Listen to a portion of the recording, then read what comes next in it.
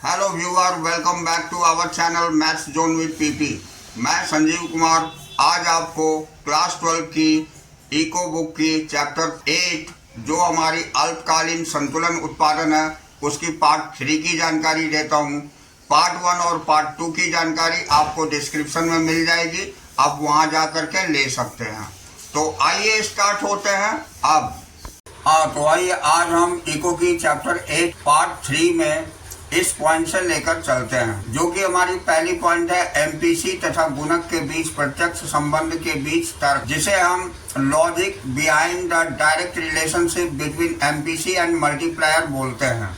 तो आइए इसे हम डिटेल से जानते हैं। तो इसमें पहला पॉइंट है अतिरिक्त निवेश, जिसे हम डेल्टा आई बोलते हैं, उसका अर्थ अर्थव्यवस्था में अतिरिक्त व्यय से है। अतिरिक्त व्यय का अर्थ अर्थव्यवस्था में अतिरिक्त आय यानी डेल्टा वाई से है। अब दूसरा पॉइंट है अतएव यदि डेल्टा आई बराबर 100 तब डेल्टा वाई बराबर 100 जैसे ही निवेश व्यय किया जाता है। अब तीसरा पॉइंट है हम डेल्टा वाई को चक्र 1 यानी राउंड 1 में आय की वृद्धि के रूप में लेते हैं।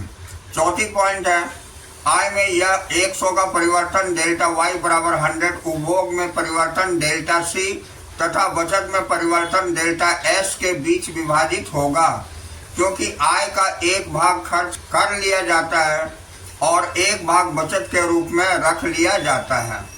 अब चक्र 2 यानी राउंड 2 में उपभोग में परिवर्तन डेल्टा सी को आय में परिवर्तन डेल्टा वाई के रूप में परिवर्तित कर दिया जाएगा, क्योंकि डेल्टा सी व्यय है और व्यय के कारण आय प्राप्त होती है। अब यहाँ हम आगे देखेंगे तो यहाँ यह महत्वपूर्ण है कि एमपीसी के अधिक मूल्य का अर्थ डेल्टा सी का अधिक होना है, अर्थात उपभोग में परिवर्तन डेल्टा सी का अधिक होना है।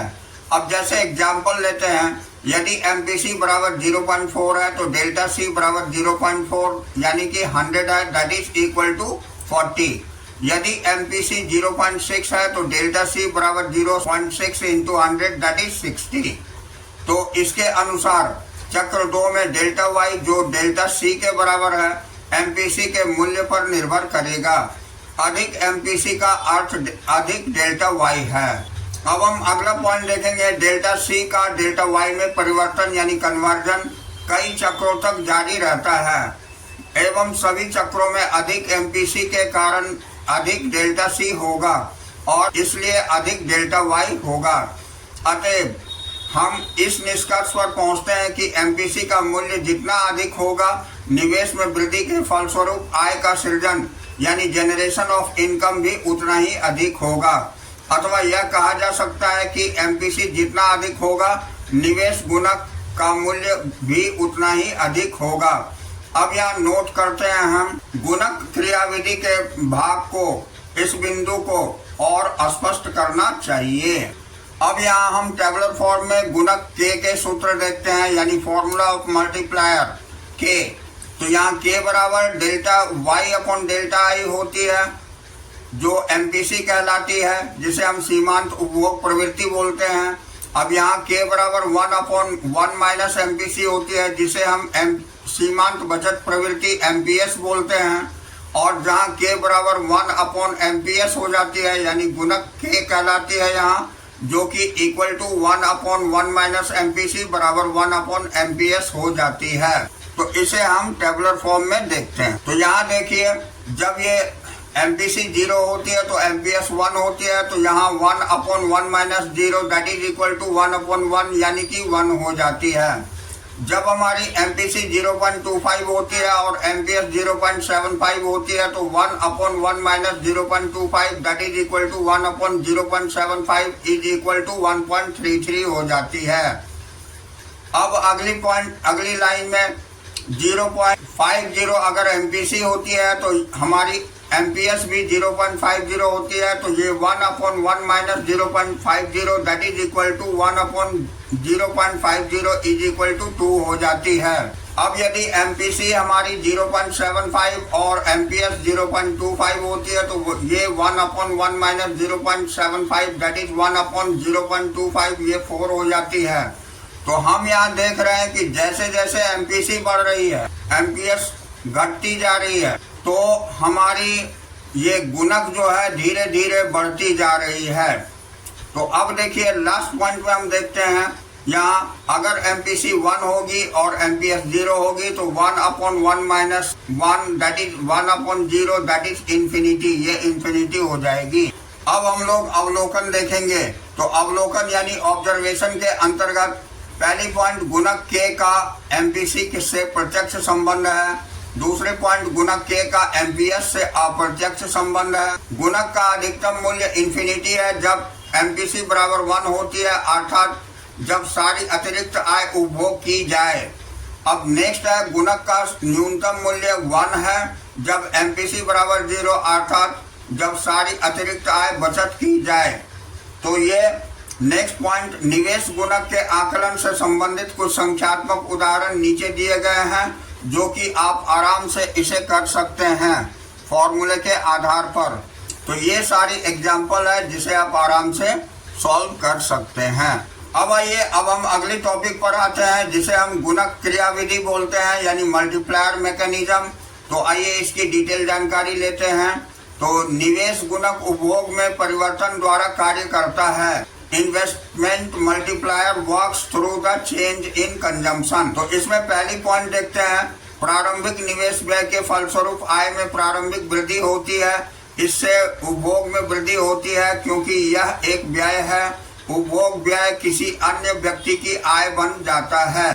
इसलिए अतिरिक्त आय डेल्टा वाई में से अतिरिक्त उपभोग डेल्टा सी जितना अधिक किया जाएगा उतना ही आय का सृजन अधिक होगा, अथवा सीमांत उपभोग प्रवृत्ति delta C upon delta y जितना अधिक होगा गुणक का मूल्य भी उतना ही अधिक होगा। अब यहाँ पर हम देखते हैं एक व्यक्ति का व्यय दूसरे व्यक्ति की आय होता है। वो कैसे, ये हम देखते हैं। One persons expenditure is another persons income. तो ये टेबुलर फॉर्म में दिए हुए हैं। तालिका 8.3 में गुणक क्रियाविधि की व्याख्या की गई है। यह इस मान्यता पर आधारित है कि MPC बराबर 0.5 है। अब यहाँ देखिए तालिका के अंतर्गत गुणक प्रक्रिया मल्टीप्लायर प्रोसेस बताया गया है, जहाँ मान्यता में MPC बराबर 0.5 रखी हुई है।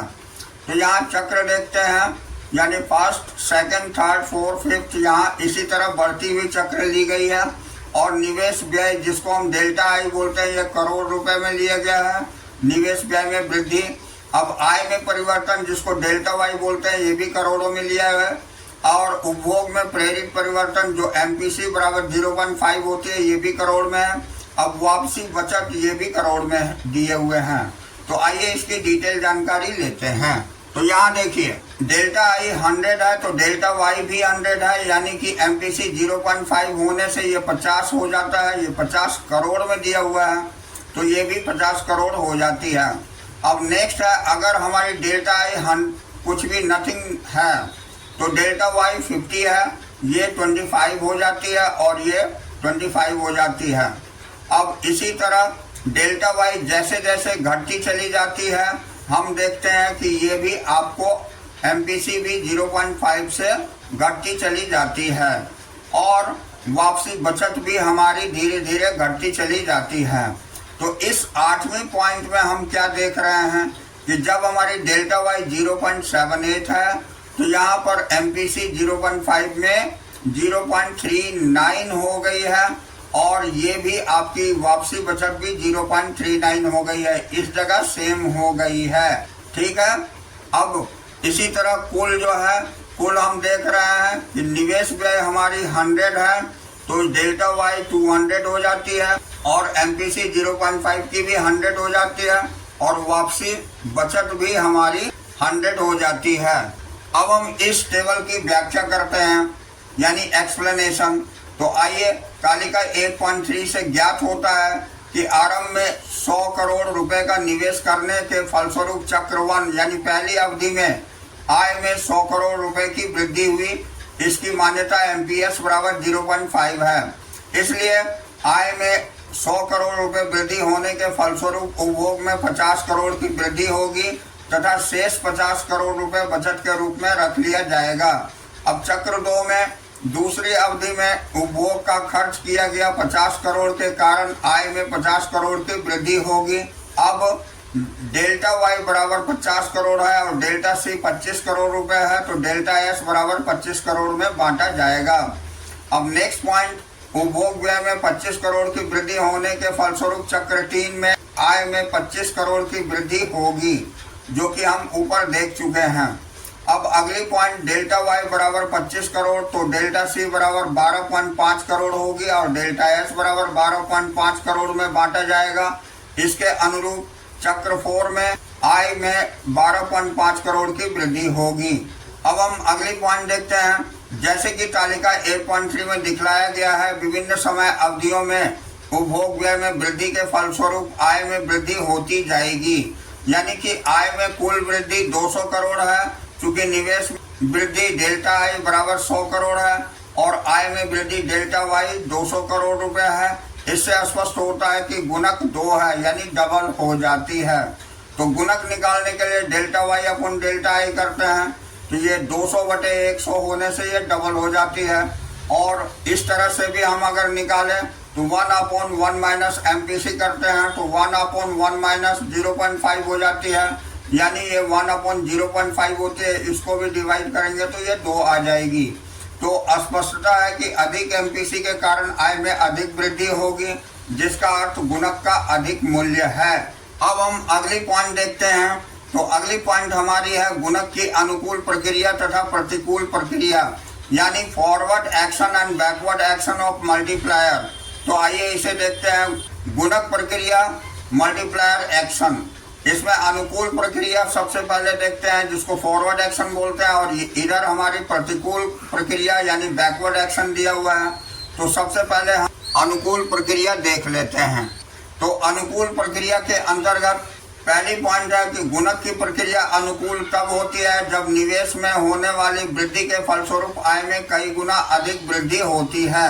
वही प्रतिकूल प्रक्रिया में गुणक की प्रक्रिया प्रतिकूल तब होती है जब निवेश में होने वाली कमी के फलस्वरूप आय में कई गुना अधिक कमी होती है। अब अगली पॉइंट, दूसरा पॉइंट है, यदि निवेश में अनुकूल प्रक्रिया में यदि निवेश में 100 करोड़ की वृद्धि होती है और MPC 0.5 है, तब निवेश की वृद्धि से आय में 2 गुना वृद्धि होगी। यह गुणक की अनुकूल प्रक्रिया है, यानी डेल्टा वाई बराबर के डॉट डेल्टा आई होगी बराबर 2 × 100 हो जाएगा, दैट इज इक्वल टू 200।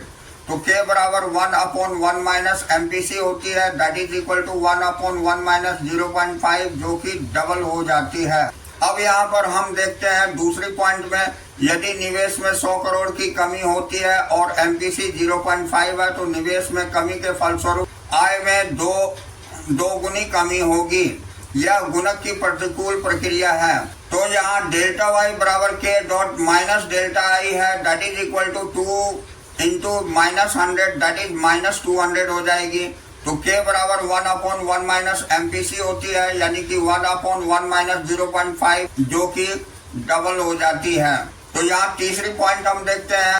अनुकूल प्रक्रिया में गुणक की अनुकूल प्रक्रिया की अवस्था में आय के संतुलन स्थिर में वृद्धि होती है, जबकि गुणक के प्रतिकूल प्रक्रिया में अवस्था में आय के संतुलन स्तर में कमी होती है। तो ये हम लोग दोनों अनुकूल प्रक्रिया और प्रतिकूल प्रक्रिया के अंतर्गत कंपैरिजन देखें। अब यहाँ पर आपको निवेश गुणक की प्रक्रिया से संबंधित रिक्त मूल्यों का निपटान किया गया है। ये एग्जाम्पल के आधार पर करी गई है, जिसे आप समझ सकते हैं। यहाँ सॉल्यूशन के साथ दी हुई है, आसानी से ये बन सकती है। इसलिए अब हम अगली पॉइंट पर आते हैं। तो आइए अब हम देखते हैं क्या करें और क्या ना करें, यानी डूज एंड डोंट्स। तो इसमें पहली पॉइंट है आय का संतुलन स्तर, जहां AS बराबर AD और S बराबर I मुख्य रूप से समग्र मांग AD के स्तर द्वारा निर्धारित होता है, क्योंकि समग्र पूर्ति AS को पूर्णतया लोचदार माना जाता है। परंतु स्मरण रहे कि किसी भी भिन्न असंतुलन यानी एनी डाइवर्जेंस डिसइक्विलिब्रियम में की स्थिति में केवल समग्र पूर्ति AS में परिवर्तन के माध्यम से ही ठीक किया जा सकता है। अब अगली पॉइंट, आप अवश्य समझे कि गुणक का संबंध औसत उपभोग प्रवृत्ति यानी APC से नहीं, बल्कि सीमांत उपभोग प्रवृत्ति MPC से है। क्योंकि गुणक निवेश में परिवर्तन होने के फलस्वरूप आय में होने वाली परिवर्तन को बतलाता है। और एमपीसी आय के परिवर्तन होने के फलस्वरूप उपभोग में होने वाले परिवर्तन को बतलाता है। इसलिए गुणक एमपीसी का अवधारणा से संबंधित है, न कि एपीसी की अवधारणा से, जो कि कुल उपभोग और कुल आय के अनुपात को व्यक्त करती है। अब तीसरी पॉइंट हम देखेंगे, उपभोग सी में वृद्धि आय की चक्रीय प्रवाह में एक समावेश है, परंतु केवल जब तक उपभोग सी में वृद्धि आय से संबंधित नहीं होती है। समावेश तब होता है जब आय में वृद्धि के अतिरिक्त अन्य कारणों से उपभोग में वृद्धि होती है। इसलिए उपभोग फलन में ऊपर की ओर खिसकाव होता है, जिसके कारण समग्र मांग फलन के ऊपर की ओर खिसकाव होता है। तदनुसार अर्थव्यवस्था संतुलन जीडीपी के उच्च स्तर तक खिसक जाती है। अब हम आगे देखते हैं, तो आय में वृद्धि के कारण उपभोग में वृद्धि होने पर सी फलन का खिसकाव नहीं होता है। इसके कारण केवल सी फलन पर संचलन होता है। तो यहाँ हमारी चैप्टर कंप्लीट होती है। अब हम योग्यता खंड थोड़ी सी देख लेते हैं, जो कि बहुत ही महत्वपूर्ण है इस चैप्टर के अंतर्गत। तो आइए इसकी भी डिटेल जानकारी ले लेते हैं। तो यहाँ हम योग्यता खंड एबिलिटी जोन लेते हैं, इसकी डिटेल जानकारी प्राप्त करते हैं। तो समग्र प्रभावी मांग की अवधारणा, जिसे concept of aggregate effective demand AED बोलते हैं। तो इसकी पहली पॉइंट है, समग्र प्रभावी मांग एईडी के से अभिप्राय एडी के उस स्तर से है जहां एएस बराबर एडी होती है। अतएव एईडी अर्थव्यवस्था में सदैव आय के संतुलन स्तर को व्यक्त करती है। अब नेक्स्ट पॉइंट, इसे प्रभावपूर्ण इफेक्टिव इसलिए कहा जाता है क्योंकि एडी का यही स्तर है जो कि एएस और एडी के बीच वास्तव में संतुलन स्थापित होता है। यह वह स्थिति है जिसे एएस अपने आप को एडी के अनुरूप समायोजित कर रही होती है, क्योंकि एएस को पूर्णतया लोचदार माना जाता है। आगे व्याख्या आपको 8.9 फिगर में की गई है, इसे डिटेल से देखते हैं। तो ये देखिए, यहाँ पर जैसा कि हमें दिखाया गया है, ये y बराबर AS है। इसकी ग्राफ खींची गई है जो 45 डिग्री के एंगल पर जाती है, जबकि हम x एक्सिस पर y यानी कि इनकम और एग्रीगेट डिमांड AD हम y एक्सिस पर ले लेते हैं। तो ये AD की ग्राफ हमारी इस तरह से जाती है, जो कि ये y को E बिंदु पर काटती है और ये L बिंदु तक हमारी इनकम जब जाती है।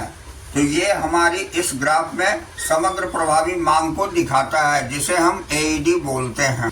आइए इसकी अवलोकन की जानकारी लेते हैं, जिसे हम ऑब्जर्वेशन बोलते हैं। पहली पॉइंट है, ई संतुलन बिंदु है जहां बी एएस बराबर एडी है। दूसरा, ईएल मांग का वह स्तर है जहां एएस रेखा एडी के रेखा के साथ एकाकार हो जाती है और संतुलन जीडीपी प्राप्त हो जाता है। तीसरे पॉइंट, ईएल इस प्रकार समग्र प्रभावी मांग एईडी है। अब अगली पॉइंट, इस रेखा चित्र में एडी फलन समग्र मांग के विभिन्न स्तरों को प्रकट करता है, परंतु केवल ई बिंदु ही है जहां एएस बराबर एडी है, यानी बिंदु ई पर समग्र मांग का स्तर ईएल है। अब अगली पॉइंट, अतएव ईएल समग्र प्रभावी मांग है जो एएस तथा एडी के बीच संतुलन स्थापित करता है। अब अगली पॉइंट है कि इस तालिका में एईडी बराबर 100 है, जहां एडी बराबर सी प्लस आई है और अर्थव्यवस्था संतुलन की स्थिति में है। तो यहाँ हमारी चैप्टर आज फिनिश होती है। अब अगले दिन फिर हम लोग अगली चैप्टर के साथ मिलेंगे। तो that's all for today, we will meet again on the next class.